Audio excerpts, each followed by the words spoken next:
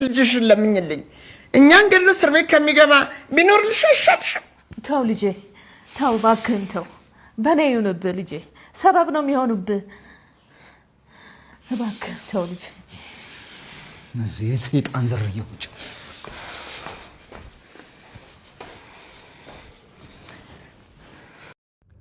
ሰላም እንዴት ናችሁ? የኖላዊት ዩቲዩብ ቻናል ቤተሰቦቼ በያላችሁበት ሰላማችሁ በዝት ይበልልኝ። እንኳን ደህና መጣችሁ። ለዚህ ቻናል አዲስ ከሆናችሁ ሰብስክራይብ፣ ላይክ በማድረግ እንዲሁም ኮሜንት በማስቀመጥ ቤተሰብ እንሁን። ነባር ቤተሰቦቼ ስለምታበረታቱኝ ከልብ ያመሰገንኩኝ። ላይክ እና ሼር እያደረጋችሁ እንግዲህ አበረታቱኝ ማለት ነው። በዛሬው ድራማ እንግዲህ ይላችሁ የመጣሁት የወዲት ጉዲት ወይም ደግሞ የእናት ግፍ የተሰኘው ተከታታይ ድራማ በክፍል 38 ይሆናል ማለት ነው። በዚህ ድራማ እንግዲህ በጣም ብዙ ነገሮችን የምንማርበት እያዝናናና እያስለቀሰን እያስከፋን እንግዲህ ፈገግም እያለን እያዝናና እንግዲህ በክፍል 37 ላይ አቁሟል ማለት ነው። ዛሬ ይላችሁ የመጣው ክፍል 38 ብዬ ነው። ከዚህ ቀደም እንግዲህ እንዳየ ነው ወንድዬ እና የወዲት ያሉበት አሁን አይጥና ድመቱ ነው ተነካክሰው ነው ያሉት። ወንድዬ በጣም እየፎከረ ነው።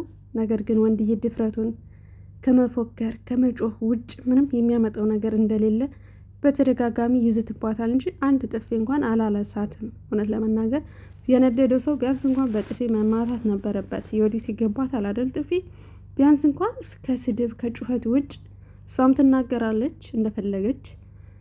እሱም እንግዲህ በወጣ በገባ ቁጥር ያስፈራራታለኝ፣ ይጮህባታል። ሌላ ነገር ያመጣው ነገር የለም። ቢያንስ ግን የወዲት አንድ ጥፊ መቅመስ አለባት ብዬ አስባለሁ።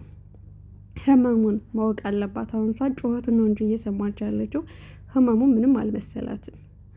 አለምዬ መታ እንግዲህ የውርደቱ እንዴት እያጣጣምሽው ነው የወዲት ጉዲት አጅሪት በማለት እንግዲህ የሰራሽው ሴራ ሁሉ እንግዲህ ግልብጥብጥ ወጥቶ ብሻለኝ ምንም የምታመጪው ነገር የለም እና እንዴት ነው እንዴት ማምጣት ትችያለሽ ብላ በምትጠይቅበት ሰዓት እንግዲህ ታያለሽ እኔ መውጫ አላጣም፣ ያኔ ግን እኔ አንቺን አያርገኝ ይዤሽ ገደል በቆፈርኩበት ጉድጓድ ነው ይዤሽ የምገባው ስትላት እንግዲህ እዚህ በኋላ እንኳን ማምለጫ የለሽም፣ ወንድዬ አንዴ አይኑን ገልጧል፣ ስለዚህ ምንም ብትይም አያምንሽም በማለት ትመጻደቅባታለሽ ማለት ነው።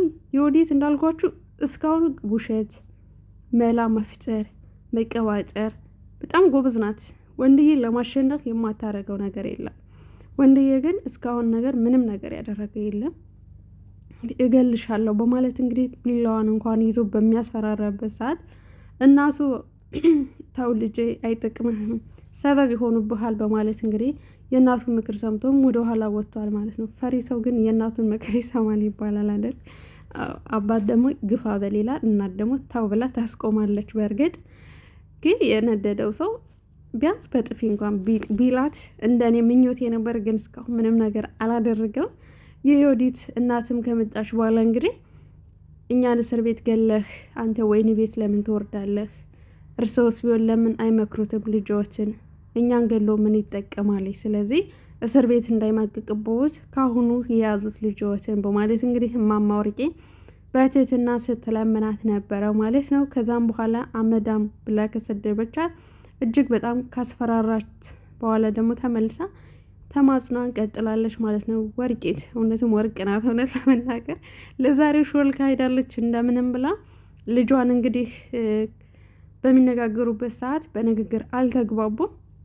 ሁለቱም የራሳቸው ችግር አለባቸው። ወይኔ አምላኪ ልቤ ፈሰሳለ። ውይ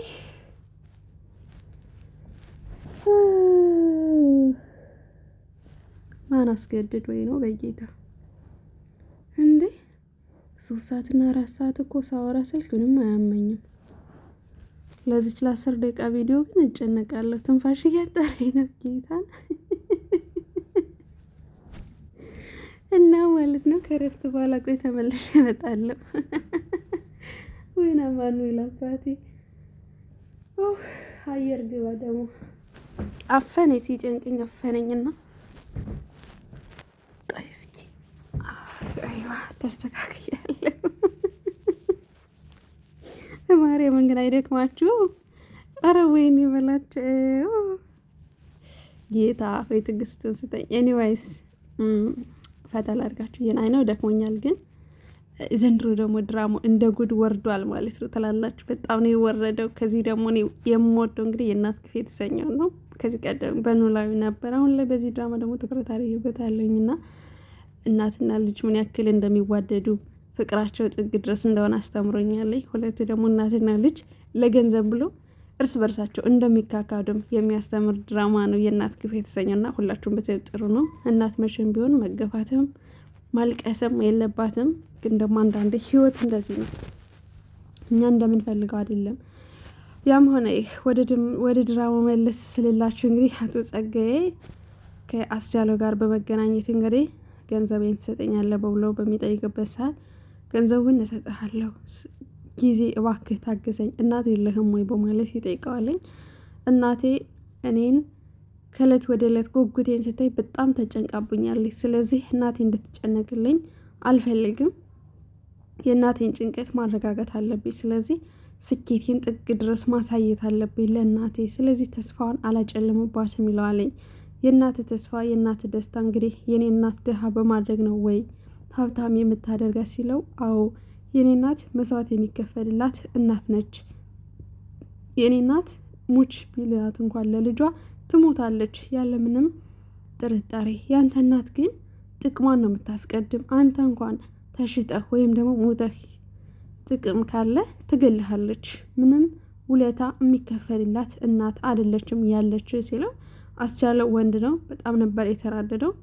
ስለ እናቴ ምንም ነገር እንድትናገር አልፈልግም፣ ስለዚህ የምትናገረውን ተጠንቀቅ ብሎ ያስጠነቅቀዋል ማለት ነው። አስቻለው እንግዲህ በጣም የተረጋጋ ሰው ነው እውነት ለመናገር። ከዛ ቤት የተወለደ አይመስልም። ይሆንም ደግሞ ያው የቀየረችው ፀሐይ እንደሆነች ግልጽ ነው ማለት ነው። ከዛም እንግዲህ ያለምንም ቅድመ ሁኔታ እሺ ይቅርታ አድርግልኝ፣ ግን ገንዘቤን ነው የምፈልገው፣ እናንተ ጋር መጨቃጨቅ ሰልችቶኛል፣ ገንዘቤን ስጡኝ፣ እኔ መለቃችኋለሁ ይለዋለኝ። አጋችሁ ማለት ነው። ከዛም አስቻለው እሺ ግን ትንሽ ጊዜ ስጠን፣ ገንዘቡን እንሰጥሃለን፣ አንሰጥም አላልንህም ብሎታል ማለት ነው። ከዛም እንግዲህ ወጥቶ ከቤቱ ሲሄድ እንግዲህ ፀሐይ የመታ በቃ ገንዘቡን ካልሰጠነው ምንም አይፋታ ማለት ነው። የሆነ ሁሉ ሆነ። ግን አንተ ደግሞ አትዘን ስትለው ባዝንስ ምን አመጣለሁ ብለሽ ነው? ከዚህ የበለጠ እኔ የሚገርመኝ እኮ ከእባብ መወለዴ ነው፣ ደሜ እባብ መሆኑ ነው ብሎ ሲጠይቃት የተሻለውን ነገር አምላክ ይሰጥሃል፣ አንተ የቀረብህ እኮ ቤትና ንብረት ነው፣ ሌላ ምንም ነገር የጎደለህ ነገር የለም ስትለው ከቤትና ከንብረት የጎደለ ሌላ ምን ነገር አለ? ሌላ ምን ሊያስደስተኝ ይችላል ሲላት ሰላም ይሰጥሃለኝ፣ የኔ የማምነው አምላኬ አሳፍሮኝ አያውቅም። ስለዚህ ደግሞ ለአንተ ንጹህ ሰላም ይሰጥሃለኝ። ታውቃለህ የተደላደለ ምቹ አልጋና ቤት ኑሯቸው እንኳን እንቅልፍ የሌላቸው የማይተኙ ውድ በሆነ አልጋቸው ተኝተው እንቅልፍ ያጡ ሰላም ያጡ የገንዛ ንብረታቸው እንኳን ሰላም የነሳቸው ብዙ ሰዎች አሉ። ይህንን ሳታውቅም ወይ ስትለው ምንም አማራጭ እንደሌለውና ተስፋ ቢያደርግ እንኳን ቤትና መኪና እንደሚሰጠው ገንዘብ እንደሚያወርድለት እንዴት አምናለሁ ይላታልኝ። አንተ ብቻ እመን፣ ሁሉም ነገር በጊዜው ውብ ይሆናል ብለዋለች። እንግዲህ መልካም ሴት ወንዶችን እንደዚህ ብላ ደግሞ ታበረታለች ማለት ነውና እዚህ ቀደምም እንግዲህ ሀባ እየደርሳባቸው ነበረ። ከሷ ከተራ ሰራተኛ ጋር ምን ታወራለህ ቁመህ እዚህ ተገትረ፣ እሷስ ምን ታደርጋለች ብላ ጠይቀው ነበረ። ከዛም እንግዲህ እሱ በጣም ትሁት ናት፣ የምትናገረውን ነገር ትረዳኛለች፣ ታዳምጠኛለች በማለት እንግዲህ መልሶላት ነበረ። ዛሬም እንግዲህ ፀሐዬ በደንብ አድርጋ ነው የመከረችው ማለት ነው ለአስቻለው። አንዳንድ ጊዜ በቸገረኝ ጊዜ በተከፋኝ ጊዜ ሰው ያስፈልገናል፣ ሰው ሆኖ ደግሞ መገኘት ትልቅነት ነውና ፀሐዬ በጣም ጎበዝ ናት።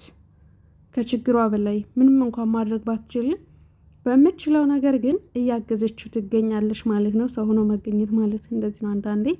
እና የምወዳችሁና የማከብራችሁ የሀገሬ ልጆች ባላችሁበት ሰላማችሁ ይብዛልኝ። ለዚህ ቻናል አዲስ ከሆናችሁ ሰብስክራይብ፣ ላይክ በማድረግ ቤተሰብ አድርጎኝ ስለምትከታተሉ ስለምታዳምጡኝ ከልብ አመሰግናለሁ።